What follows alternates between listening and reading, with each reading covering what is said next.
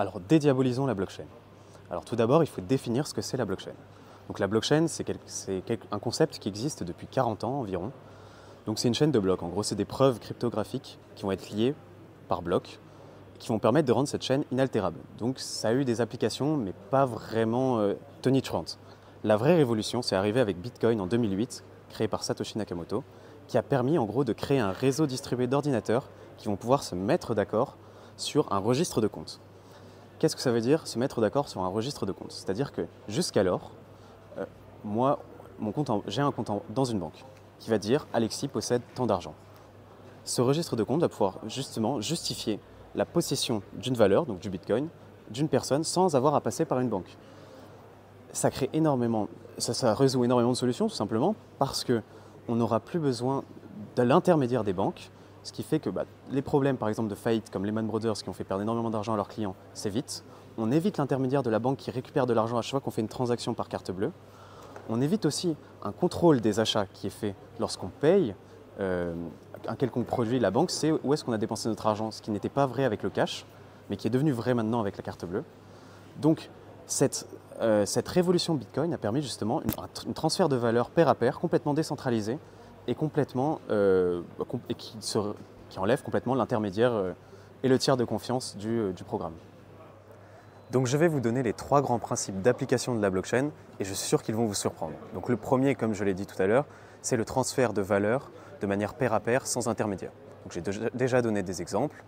Il est très utile et c'était vraiment le cœur et l'objectif de la blockchain du départ. Le second principe est l'inaltérabilité de la blockchain.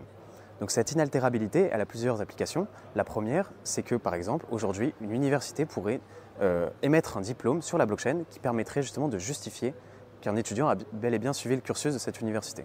Ou alors faire un traçage de dons ou un traçage de produits sur la blockchain étape par étape. Car aujourd'hui, quand on fait un don par exemple au Resto du Cœur, on aimerait savoir où va ce don finalement. Donc c'est une application de la blockchain liée à son inaltérabilité.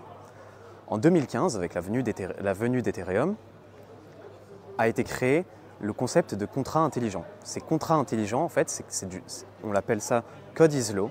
C'est un contrat qui va s'exécuter lorsque des conditions préalablement définies sont remplies.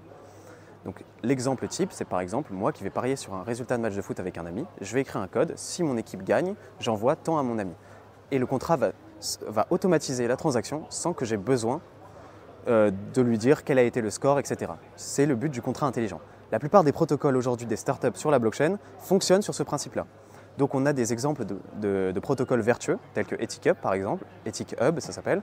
Donc c'est une entreprise, une startup au Mexique qui permet de relier directement le producteur de cacao, je crois, au Mexique avec le consommateur sans avoir à passer par un intermédiaire, un tiers de confiance. Donc c'est vraiment le but de la blockchain à chaque fois, c'est d'éliminer ce tiers de confiance, cet intermédiaire qui va gêner à chaque fois les transactions, les relations interpersonnelles. Un autre exemple, c'est Carbonable, par exemple, qui est une entreprise qui permet de financer des produits verts, etc. Si vous voulez plus d'exemples d'applications vertueuses, je vous conseille d'aller sur le site de Blockchain for Good, qui est une association qui recense tous les protocoles vertueux qui sont faits sur la blockchain. L'image de la blockchain est aujourd'hui très péjorative dans le grand public. C'est simple, quand on voit la spéculation financière qu'il y a derrière, les hacks, ou bien la réputation de gros geeks nerds informatiques, c'est pas très reluisant, ça donne pas envie vraiment de s'y intéresser. Cependant, on vient de voir qu'il y a vraiment des applications concrètes, vertueuses, pour le bien commun, qui sont liées justement à ce principe de la blockchain qui nous permettent de nous débarrasser de l'intermédiaire. Si vous êtes intéressé pour en savoir plus, parce que vous êtes des étudiants curieux et que vous avez envie de connaître plus en détail ce domaine, venez le 9 décembre à Télécom Paris, vous risquez d'être surpris.